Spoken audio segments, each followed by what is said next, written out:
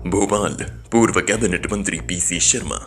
JEE परीक्षा जो कल थी उसमें 30% विद्यार्थी नहीं बैठ पाए। सरकार ने कहा था कि निशुल्क शिक्षा केंद्र तक पहुंचाएंगे और जिसमें बहुत से परीक्षार्थी परेशान हुए। कुल मिलाकर भारतीय जनता पार्टी का मैनेजमेंट फेल हो गया। हमारी मांग है जो विद्यार्थी परीक्षा से वंचित रह गए उन्हें एक बार फिर से मौका मिलना चाहिए। सुप्रीम कोर्ट के जस्टिस जो रिटायर हो गए उन्होंने बाबा महाकाल को लेकर जो निर्णय दिया है उसका पालन किया जाना चाहिए। बीजेपी में महामंत्रियों की नियुक्ति पर कहा, सिंधिया खेमे से कोई नहीं लिया जाएगा, बस ये विधायक चुनाव लड़ेंगे और हारेंगे फिर पूरा खेमा बीजेपी से बाहर हो जाएगा। जो भी लोग पार्टी छोड़कर गए हैं उनमें से एक भी नहीं जीतने वाला। पूरी 27 सीट कांग्रेस जीतेगी। पिछली कमलनाथ सरकार पर कहा, कमलनाथ जी जो सरकार चला रही थी उसमें कमलनाथ जी 70% उद्योग को बढ़ावा दे रहे थे। एससी, एसटी, ओबीसी सभी को कांग्रेस के जमाने में सहूलत मिली है। यह जो 16 सीट हैं इन 16 सीटों पर जनता भाजपा के खिलाफ है और अब सिंधिया जी नागपुर के संघ कार्यालय भी वो आए हैं जिससे और भी विरोध हो रहा है। सांवेर में हुई कांग्रेस नेताओं पे कानून का उल्लंघन भारतीय जनता पार्टी के बड़े नेता कर रहे हैं। उन पर कोई एफआईआर नहीं होती है। भाजपा गणेश पांडाल लगाने की अनुमति नहीं देती है तथा गणेश विसर्जन के लिए कचरे की गाड़ियां भेज देती है। आगे 2 महीनों में हम सबक सिखा देंगे।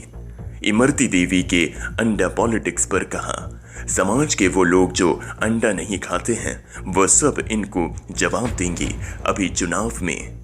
चावल की गुणवत्ता पर उठाए सवाल। जो चावल गरीबों को दिया जा रहा है वो चावल ऐसा है जिसको जानवर भी नहीं खा पाए। इसी बात को लेकर हमारे पूर्व नेता प्रतिपक्ष अजय सिंह जी ने इसकी जांच की भी मांग उठाई है। 27 सीटों पर उपचुनाव कांग्रेस बहुत कड़ी टक्कर देते हुए बीजेपी को नजर आ रही है, तो उसके पीछे की क्या फैक्ट्स क्या है जो इतनी टफ फाइट नजर आ रही है? ये पूरा बता दिया मैंने ब्यौरा भाई। आज कमलनाथ जी की जब सरकार चल रही थी अच्छी खासी, जिसमें 70% उन्होंने इंडस्ट्रीज़ में जो उद्योग मध्य प्रदेश में उनमें युवाओं को रोजगार की बात की फाइनल कर दी थी।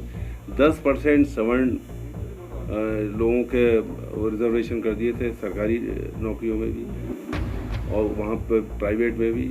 27% ओबीसी कर दिए थे। एससी एसटी ऑलरेडी सब उनको कांग्रेस के ज़माने में सब सहूलियतें मिली हैं, सब कंसेशंस मिले हैं। और ये जो 16 सीट हैं, इन 16 सीटों के अंदर जो एससी वोट है वो पहले ही से खिलाफ है भारतीय जनता पार्टी। और अब सिंधिया जी वहाँ और वो आए आरएसएस के दफ्तर नागपुर में, जो आरएसएस बाबा साहब अम्बेडकर उनके संविधान के खिलाफ है। तो मैं समझता हूँ बच्चा कुछ और सब हो गया है, इसलिए पूरा विरोध है इनका। और सरकार कमलनाथ जी की चलती हुई जिस तरह से गिराई है, इन सब का विरोध है।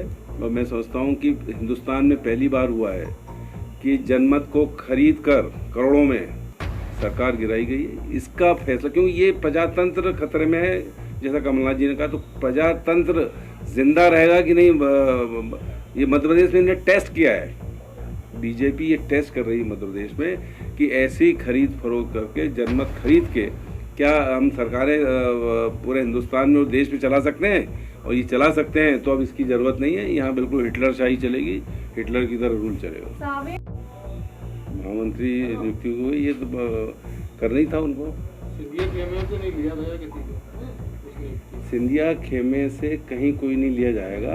ये इनको लोग केवल चुनाव लड़ेंगे, जितने 22 लोग गए हैं, और ये चुनाव हारेंगे और इसके बाद ये पूरा खेमा बाहर हो जाएगा बीजेपी। इनको ना तो संगठन में लिया जाएगा और मंत्री पद इनका इसलिए चला जाएगा कि चुनाव हार जाएंगे।